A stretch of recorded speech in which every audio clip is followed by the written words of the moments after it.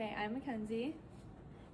So we're gonna start from circulation to get to the lower part of the body.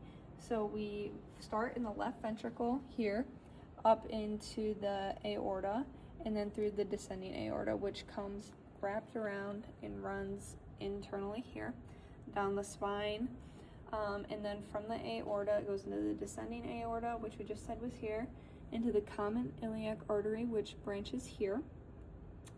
From the common iliac artery, blood flows through the external, which is this here, into the femoral artery, which is posterior. This is the femoral artery running down the thigh, and it continues into the popliteal artery, which is right here in the knee, and then it branches into the anterior, which is in the front, and the posterior tibial artery, which is in the back.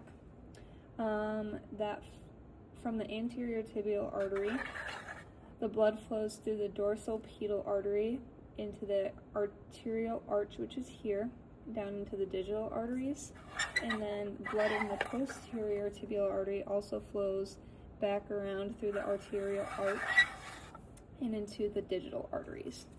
So once the blood is in the toes, it returns through the heart through both deep and superficial veins. From the digital veins, which are down here, it goes into the venous arches and then into the anterior and posterior tibial veins. So you have I'll go from the anterior view, you have the great saphenous vein, which runs medially, and then the small, the small saphenous vein, which runs up here. The anterior and posterior tibial veins, they join at the knee in the popliteal vein, which joins the small saphenous vein here, which comes into the femoral artery, or the femoral vein back here. The femoral vein and the great saphenous vein carry the blood through the external iliac, which is right here, this bigger portion, and this little nub is the internal iliac. That blood flows from the external iliac vein through the common iliac vein, which meets right here, and then all the way up into the inferior vena cava, which comes technically through back here, but it's shown here, and then into the right atrium of the heart. Okay. And I'm Max, and we're working together. All right, go ahead. I'm Mackenzie. I'm Max. All right, so blood flows from the left ventricle into the aorta. From the aorta, it flows into the brachiocephalic artery, into the common carotid artery, and then into the subclavian artery, which runs into the axillary artery in the armpit, and then through the brachial artery running down the arm into the radial and ulnar arteries, and that flows into the palmar arches and into the digital veins, or into the digital arteries.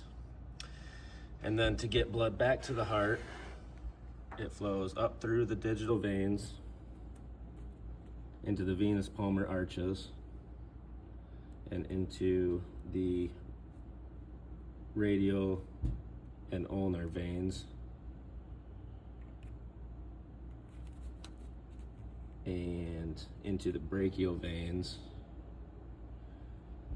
which run up to the axillary veins, or it can come out the cephalic and the basilic veins here and up to the axillary veins, and then into the subclavian veins, and that goes into the superior vena cava, which then flows down into the right atrium and back into the heart. Okay. This is Max. I'm Max. I'm Mackenzie. So blood leaves the left ventricle into the aorta, and that goes directly into the left common carotid artery, which runs up this way. Or it goes into the brachiocephalic artery and into the right common carotid artery or the subclavian artery. And the common carotid artery branches into the external carotid artery that supplies the face and the internal carotid arteries up in here to the arterial circle.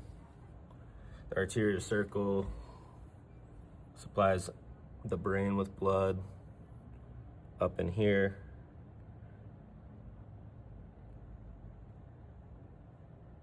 And okay, so the arterial circle is important because it provides several pathways for blood to get to the brain in case an artery gets blocked. Blood is supplied to the circle by the internal carotid arteries and the basilar artery. The basilar artery is formed by the joining of vertebral arteries in your vertebrae. The vertebral arteries are branches from the subclavian arteries that travel through the transverse foramina of the cervical vertebrae to the base of the brain, which is up back here. And they join to form the basilar artery carrying blood to the arterial circle, which is all up at the base of the brain. Blood leaving the brain collects in the dural venous sinuses, which then drain into the internal jugular vein here and the external jugular vein here, and continues into the brachiocephalic vein. The external jugular vein goes into the brachiocephalic vein. The brachiocephalic vein carries blood back to the superior vena cava and back into the right side of the heart.